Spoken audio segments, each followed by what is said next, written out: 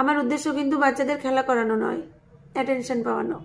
বাচ্চার যত অ্যাটেনশন বাড়বে, বাচ্চার আই কন্ট্যাক্ট বাড়বে, বাচ্চার যত আই কন্ট্যাক্ট বাড়বে, বাচ্চার তত আন্ডারস্ট্যান্ডিং বাড়বে।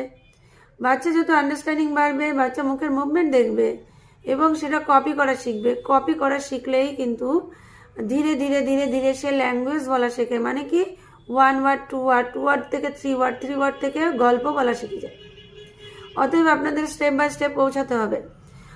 অনেকেই এ কথাটাও শেয়ার করেছেন যে আপনার সেদিন আমি একটা অ্যাক্টিভিটি দেখলাম, ওটা দেখে আমার বাচ্চার সঙ্গে করাতে গেলাম, কিন্তু বাচ্চা তো করলো না।